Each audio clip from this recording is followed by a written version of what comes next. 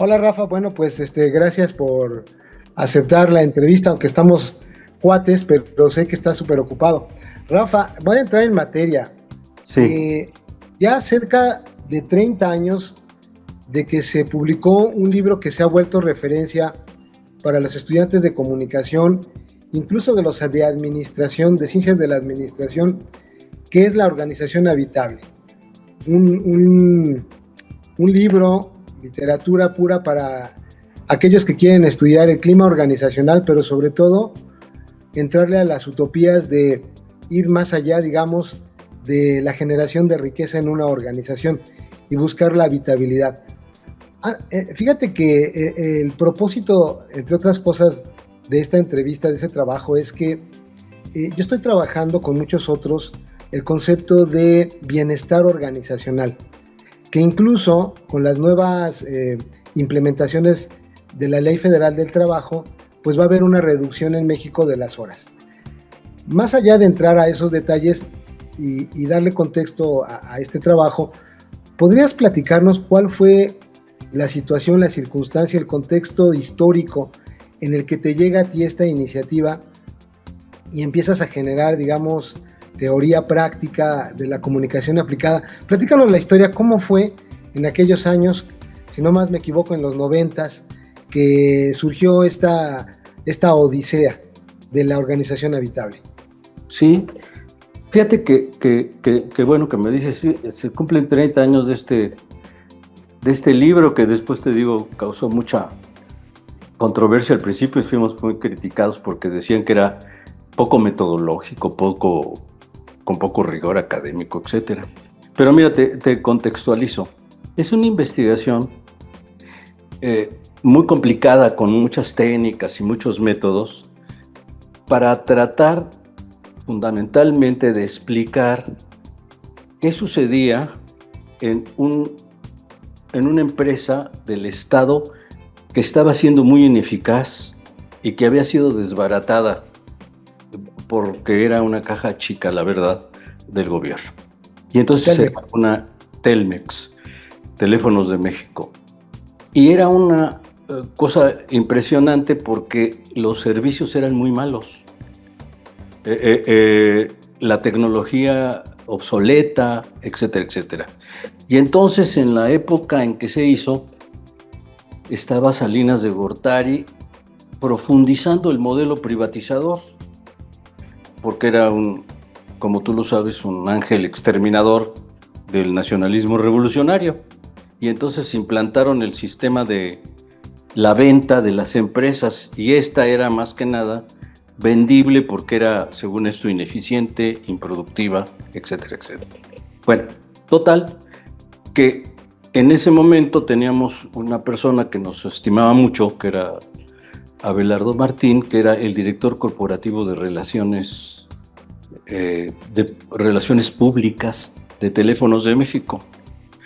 En el momento en que había comprado el grupo Carso, dirigido por Carlos Slim, una buena parte de las acciones de teléfonos, que debo decirte,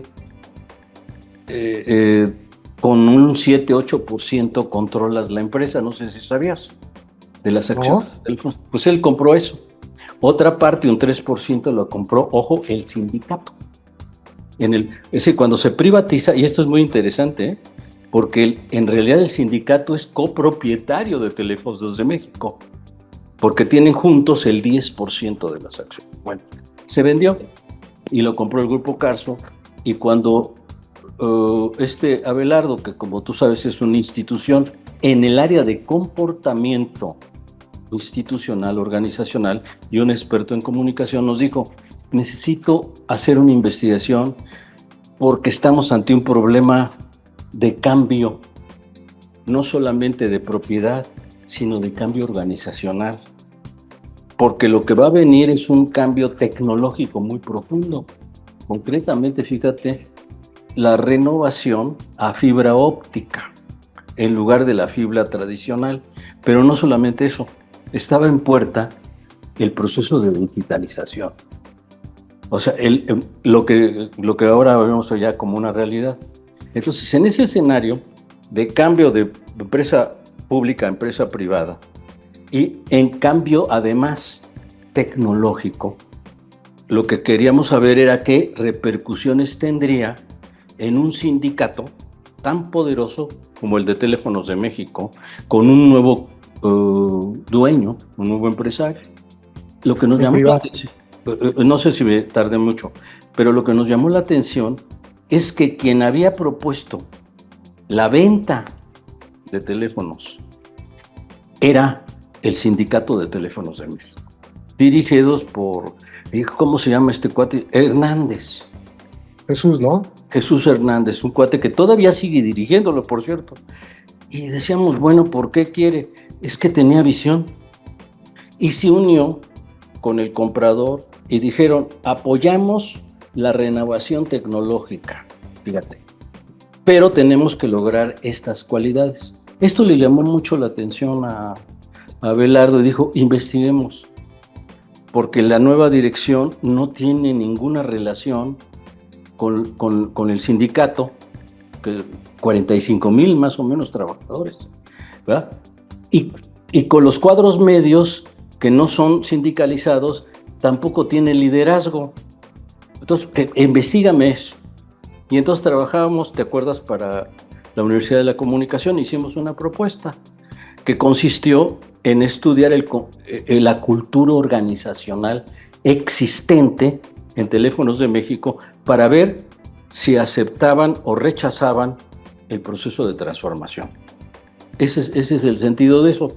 Y nos contrataron, trabajamos un año utilizando técnicas cualitativas, cuantitativas del comportamiento organizacional, pero aplicadas al proceso de cambio.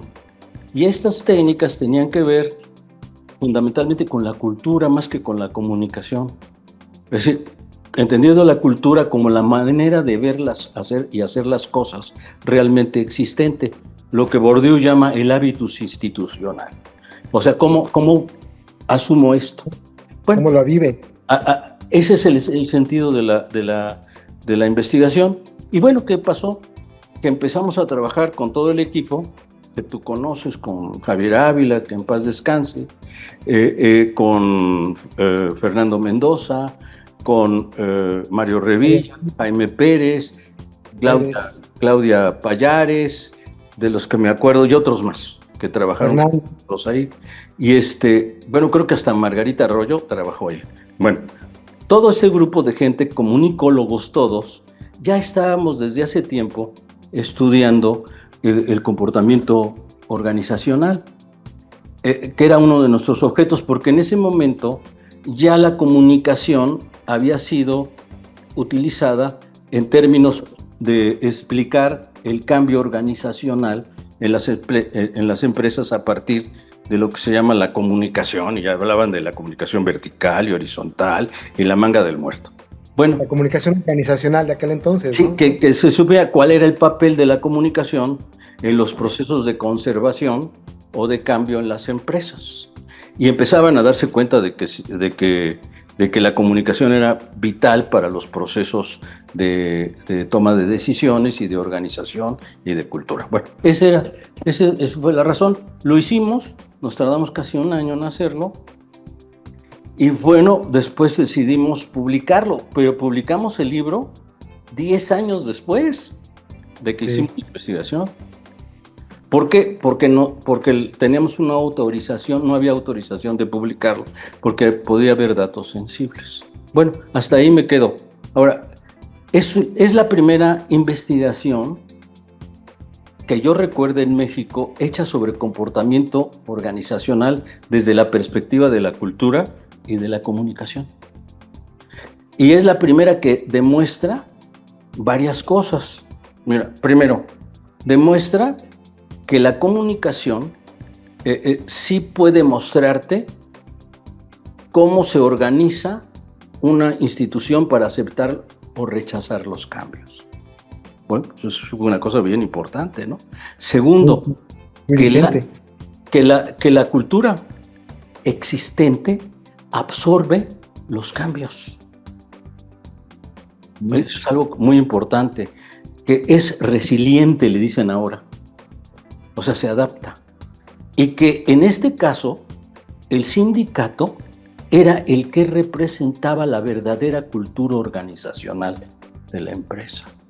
Y además, con un espíritu de cuerpo, como dicen, sensacional. Ellos se sentían parte de México. Claro. Por ejemplo, las señoritas o las señoras que se encargaban, porque eran todas mujeres, que se encargaban de las telefonías, que iban a ser desplazadas por las nuevas tecnologías, consideraban que ellas eran más bien como las encargadas de lo que ellos llamaban el corazón de México, porque ahí se comunicaba todo. Y señalaban con gran orgullo la labor que habían hecho en el 85 con el terremoto, en donde ellos lograron unir a todas las personas para informar. Se daban cuenta que ellas eran mediadoras institucionales al servicio no de una empresa, sino que comunicaban a México. De ahí viene un lema, ¿no te acuerdas? Teléfonos sí. Comunicando a México, ¿verdad? Y todo territorio, todo eso. Bueno, nos dimos cuenta de eso, de que fue el sindicato el gran innovador. ¿Quién lo iba a decir, no? Sí. Y eso se lo dijimos a la empresa y lo entendió muy bien. Y entonces lo que hicimos fue replicar los buenos usos comunicativos del sindicato, que tenía toda una estructura de comunicación impresionante, para que lo replicara la nueva gerencia y no se peleara con el sindicato, y para lograr la legitimidad en el liderazgo. En esencia, pues es eso. Y sobre todo se evitó un conflicto, digamos, laboral, ¿no? En gran escala. No hubo conflicto.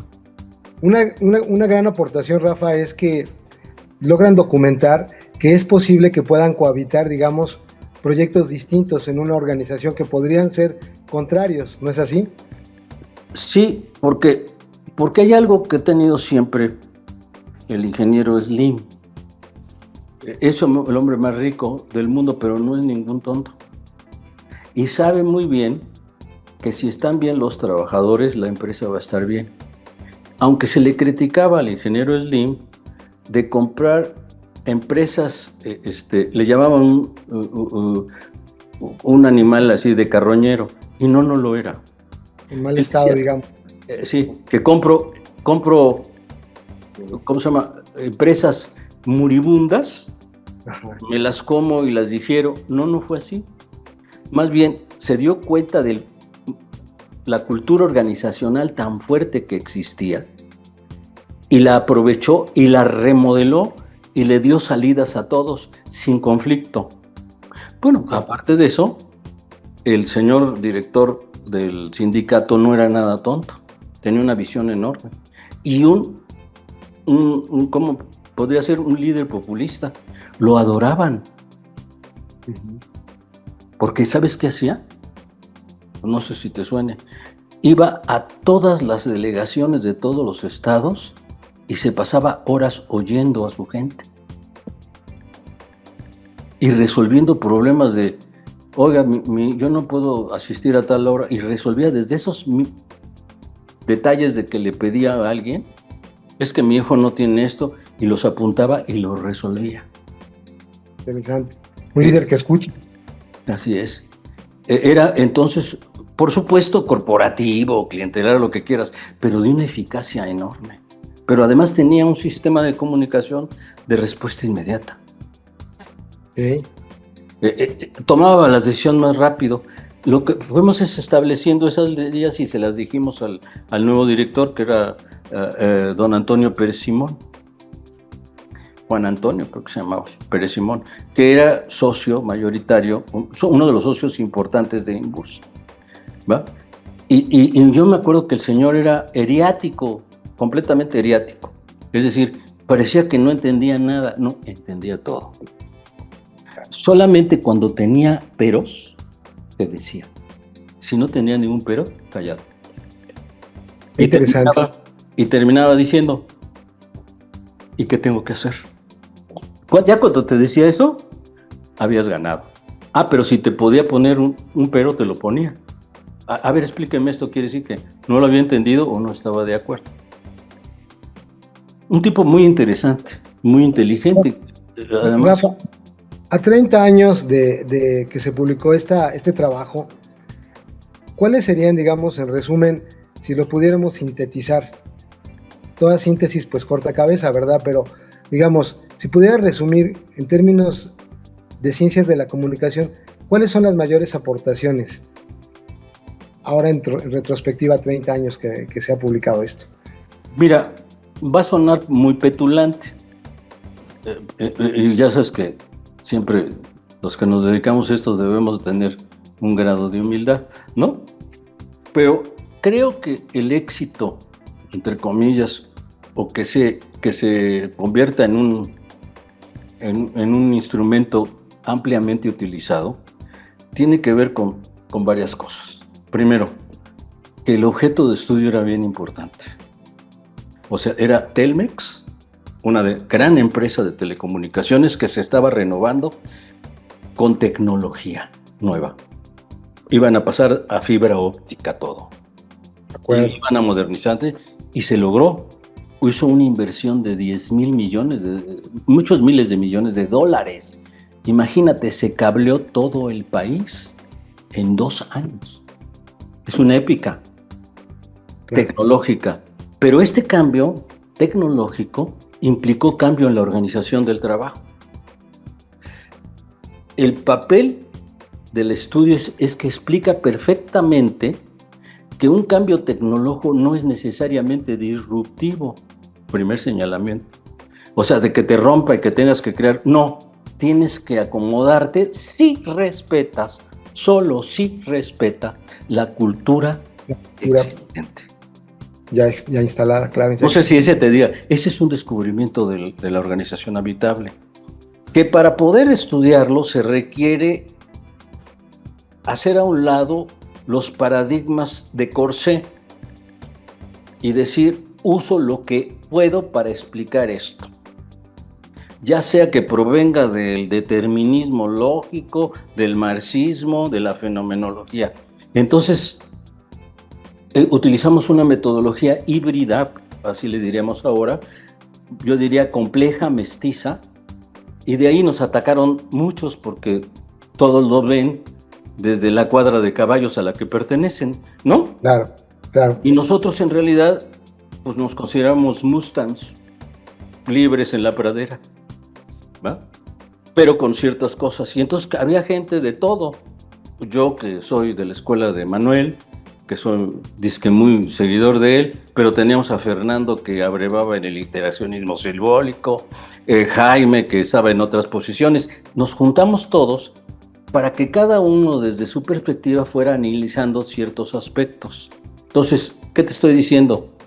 Que aportamos a los estudios de comportamiento organizacional la idea de una epistemología compleja, o sea, instrumentos complejos que se ordenan en función del objeto de estudio y no del paradigma que te sujeta y se convierte en un corsé. Claro. Eso es algo. Nos acusan de que entonces utilizamos una técnica aquí y otra técnica acá y todo eso. Y eso lo ven como fragmentado y en realidad es lo que nos dio gran fortaleza. Bueno, claro. Nos tardó 5 años en que la gente entendiera eso y ahora pues ya está, es un manual en un posgrado, ¿verdad? Sí. Por eso, entonces esa es la segunda aportación. O sea, contribuimos a decir que las ciencias de la comunicación pueden hacer uso interdisciplinario y mezclado, ahora le llamarán proxy o híbrido, o como le quieras llamar, para explicar problemas complejos. Y que se logró. Y finalmente que la presentación del libro, desde mi punto de vista, fue avanzado, aunque no nos diéramos cuenta. Porque ahora las presentaciones tradicionales en ciencia es, yo explico este cachito. Es decir, mosaica la cosa, ¿no? Lo que nosotros hicimos es presentar un mosaico integrado y entonces presentamos el mosaico veneciano. Eso es un libro epistemológico del libro. Y luego otro es que está escrito en términos sencillos. Sí, sí, sí. Y que puede ser leído por todos. También nos criticaron. Por eso yo me acuerdo que teníamos un crítico, decía que era un despiporre y que no hubiéramos pasado ni siquiera una revisión de tesis de licenciatura. Pues resulta que, según entiendo, es el libro más leído en México para realizar estudios de comportamiento organizacional. Bueno, ahí la dejo. Y una Biblia en algunas universidades ya. Sí, claro. Incluso ahorita Octavio me acaba de pedir que si lo podemos colocar en ebook para, bueno, que lo quieren vender, pues nunca hemos ganado nada, ¿no? Pero le digo, pues sí, ponlo a $1 o a €1, ¿verdad? El chiste es que se difunda. Yo lo regalaría, o sea, de difusión general, no veo problema. Pero eso es lo que yo veo a 30 años. Ahora, una última cosa, no sé si que valga la pena, porque hay una pregunta que me vendrías a hacer, pero no sé si quieres que te la responda ahí. Yo creo que también descubrimos una cosa. ¿Cuál es el sentido de una organización? Déjame decirle que ¿cuál es el sentido de una organización en un mundo en transformación? A 30 años, yo te diría que en este momento las instituciones están viviendo. Déjame contestarle Adelante. a Tomás. No, nada más. Yo creo que en ese momento las organizaciones están viviendo lo que se llama una mudanza, como dirían los portugueses. Mudanza en nosotros es cambio de casa, ¿sí? Mudanza para los portugueses es cambio, transformación, fíjate. Pero para nosotros es, me voy a mudar, quiere decir que te vas a cambiar de casa o te vas a cambiar de ropa, ¿no? Bueno, claro. Es muy interesante eso. Pero cuando nosotros estábamos viviendo no sabíamos lo que venía, ¿verdad?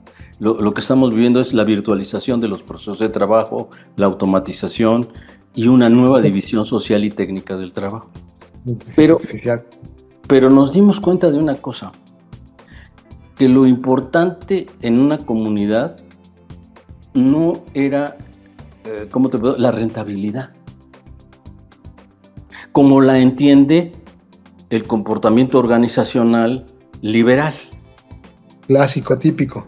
Que tú lo que buscas es ser eficiente, eficaz y que se logren los objetivos. Y la manga de la organización, ¿no? Y que se terminan viendo en métricas, metas, ¿no? Que cumplir. Muy cuantitativas, ¿no? Bueno, entonces lo que nosotros logramos, creo, fue decirles que lo que se había logrado en teléfonos era sobre todo que la gente se sentía contenta de habitar, fíjate, habitar una organización que le permitía ser feliz o menos infeliz, ¿verdad? Esa es otra cosa que me llamó la atención. Por eso decíamos ahí que nosotros venimos al mundo no a producir. Producir es un medio. Venimos, el sentido vital de la existencia es que el trabajo me haga feliz. Es más, si voy a más ahora, prescindir el trabajo, porque las máquinas lo podrán hacer incluso mejor. Sino que ese tiempo que nos liberan las máquinas, ¿para qué nos va a servir? Para ser libres, para la estética, para disfrutar el tiempo, porque nada más venimos un breve instante aquí. Ya me puse un poco filosófico, pero pero creo que el propósito final era cuestionar en aquel entonces, no sé si estés de acuerdo, que había una ola de neoliberalismo brutal, que este capitalismo salvaje que traía como funcionalidad esta fantasía, digamos, de volvernos todos empresarios y volvernos inmensamente ricos a través de la generación y consecuentemente del exceso de trabajo. Sí. Rafa, a 30 años de cambio de paradigma en el mundo y lo que está viviendo México, ¿qué aportaciones podría dar en este nuevo contexto? Justo ayer que vimos una marcha, yo le llamo, que olía artritis, llena de viejos que quieren seguir instalándose en la narrativa desde mi punto de vista. Yo te preguntaría, Rafa, ¿qué aportaciones nos podría dar, si nos pudiera resumir en 5 minutos, en este nuevo contexto, esta experiencia de la organización habitable? Bueno, mira. En un día, mucha terrible de ayer en cuanto a escándalos y a golpes y lo que ya sabemos que pasó en la Ciudad de México. Mira, yo te dividiría dos cosas. Primero, lo de ayer me parece que es una huella, afortunadamente todavía minoritaria, del fascismo. Fascismo. Es eso que vimos, esas declaraciones, esa violencia verbal, es fascismo. Y te diría, como dice Jean-Paul Sartre, con el fascismo no se dialoga, se le destruye. Yo estoy de acuerdo con Sartre. ¿Por qué? Porque tú no puedes dialogar con quien no quiere dialogar. Dialogar con bestias, decía, ¿no? Exactamente. Entonces, ¿qué caso tiene que sigamos insistiendo en dialogar con alguien que lo primero que te dice es que tienes que morirte? Que eres una bestia, que eres un pendejo, que le dice a nuestra presidenta, insultos. Independiente. La democracia como pérdida, como que el otro ganó, es decir, el otro no puede ganar, el otro no puede estar, solamente es la extinción del otro y de la otredad. No hay construcción de nosotros, no hay diálogo, hombre. Sí. Entonces, ¿qué tenemos que hacer? Suprimirlos, colocarlos ahí, porque son minoría además, ¿va? Y no estoy hablando si son de derecha o de izquierda, porque también en la izquierda hay fascistas, ¿sí? Bueno, eso por un lado. Ahora, ¿qué tiene que ver con nuestro proyecto de la organización habitable? Pues justamente los fascistas no quieren una organización habitable. Quieren una organización solo de ellos. Son egóticos, son narcisos. Y ahora con el rollo del consumismo más todavía, ¿va? Entonces nosotros lo que queremos son organizaciones habitables, es decir, donde haya menos injusticia, donde haya más fraternidad, más libertad y todo eso. Y aquí sí hay un problema, porque yo no sé si el capitalismo pueda humanizarse. Uno de los problemas que tenemos todos los que estudiamos comportamiento organizacional es que los modelos de las instituciones productivas, por decirlo así, son capitalistas. Y en última instancia, el capitalismo lo que quiere es la rentabilidad. No quiere la humanidad, en esencia, vamos. Pero sí podemos atemperar eso. Y entonces la organización habitable lo que te hace ver es que en el caso de teléfonos se trató de perjudicar lo menos posible a los trabajadores y por eso los trabajadores no se levantaron en contra ni odiaron. Fíjate, atrás de Electra, es una de las empresas de este señor que no paga y que es un fascista, es un fascista, lo que encuentras es una inconformidad oculta de la gente. Estaba oyendo a un cuate que pidió a una mujer, o no sé, que pidió que no, que era además directivo de Electra, diciendo las técnicas que está utilizando este cuate. Horrendas para hablar de comportamiento organizacional. Pues sí. Esa es una empresa inhumana, nada de habitable, ¿verdad? Entonces eso va contra lo que nosotros planteamos en ya se metió aquí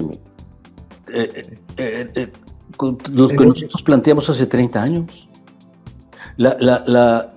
Si bien no podemos quitarle al núcleo negativo de una empresa capitalista, que es la rentabilidad y la apropiación, la exacción, la enajenación del trabajo, que sigue existiendo, sí la podemos atemperar, sí la podemos humanizar. Cuando le pedimos que el trabajador se pueda sentar si está todo el tiempo parado. Cuando les pedimos que haya descansos, que haya relajación, que se tomen en cuenta las necesidades del trabajador, que la semana deje de ser de 40 horas, aunque mi ley ahorita está pidiendo 13 horas. ¿Va? Para que veas cómo están de locos. Cuando decimos eso es porque ya caminamos a un mundo en donde es posible que yo disminuya mi tiempo de trabajo y siga ganando igual. ¿Va? Todo ese tipo de cosas que son avances, son poco a poco, pero yo creo que no se va a lograr mientras sobreviva el modo de producción capitalista, pero sí podemos atemperarlo.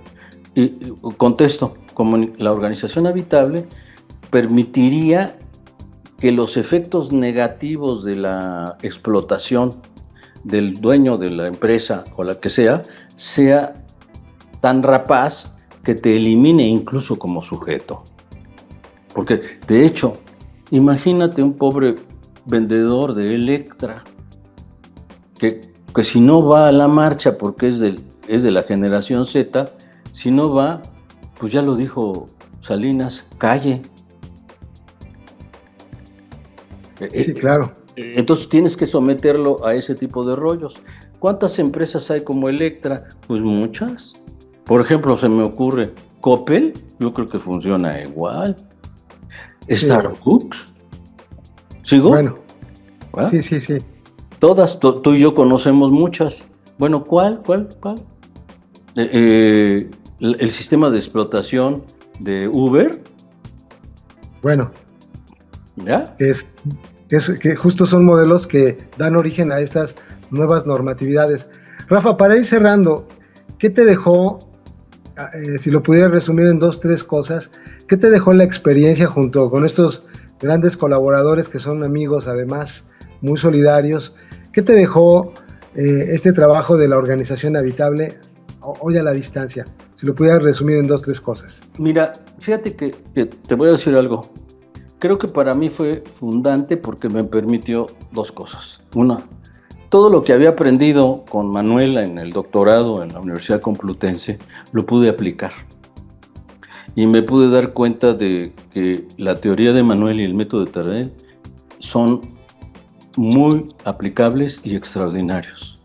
Bueno, eso me demostró que la teoría y la práctica sí se llevan y dan buenos resultados. Eso en términos de conocimiento.